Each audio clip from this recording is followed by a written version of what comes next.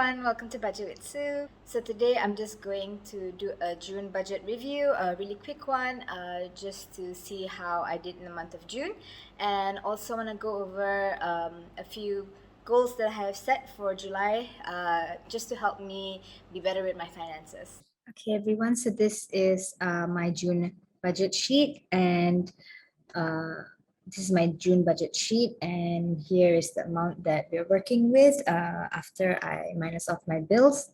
If you're new here, I'm just doing that for privacy's sake. So we move on to my debts. My student debt is 818 ringgit and 63 cents as usual. My car is also the same at 453, and I put 676 ringgit and 55 cents to the card, my credit card. So for my transport last month, I did 96 ringgit and 42 cents. And that's because I took a few days off work for a study leave for an exam.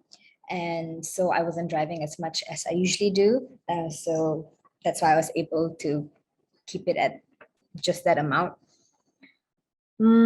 The food was 449 ringgit and 81 cents. And for other, I just had some fees. So this was 25 ringgit and 50 cents. I do still have some rollover, so we'll get to that at the end after I've filled in the rest. So for my emergency fund, I did manage to put a lot more than I intended, 317 ringgit and 50 cents. Moving forward, I do want to concentrate a bit more on my emergency fund. I have a goal of 12,000 by June of next year. So I'm pretty far behind. I only have roughly 2,000 ringgit in there.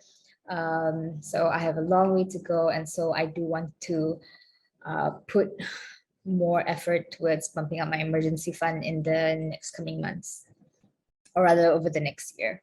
For my investment, I gave 233 ringgit and 50 cents, sorry. So I'm very happy to have given more in my emergency fund investment than planned. That's always good news. So for my sinking funds, there are slight changes here and there. These changes are basically just me reprioritizing things. So subscriptions is the same. Beauty got 350 as intended.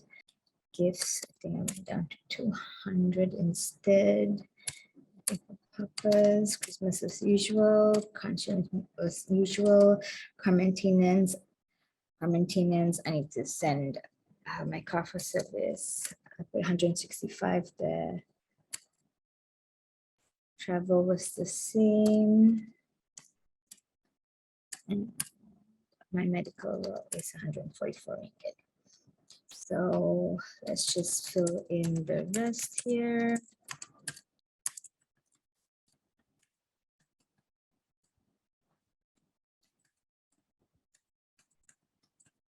Okay, and let's see how much I have left over, 27 ringgit and 37 cents.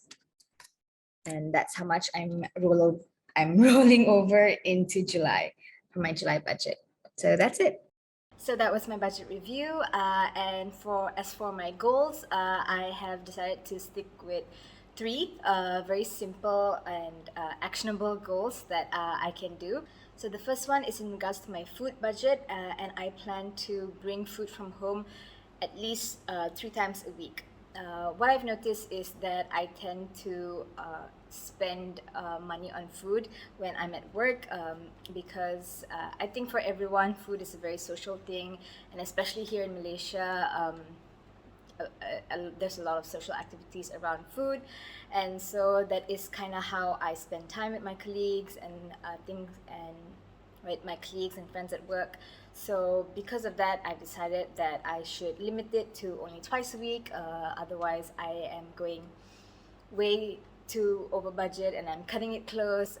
So in order to be better about my finances, I've decided to bring food from home 3 times a week. My next goal is in regards to my transportation. So it's something I just want to try out and see if it does make any difference. So I want to be regular about when I top up my petrol instead of just letting it go down to like 1 bar or less, which I have a bad habit of doing. So I'm trying to be better about that. So I thought if I regularly top up my petrol, I won't have to top up so much, and I will be treating my car a lot better as well. So that's my second goal. And my third goal is to have 30% of the month be no spend days. So if you haven't seen my saving challenge videos, I can link it for you in the description and also in the cards above. But one of my saving challenges that I am putting towards my emergency fund is kind of my spin on a no spend day, and that's when I make no variable expenses, either from food or transport, and so I will put 10 ringgit towards my emergency fund for that day.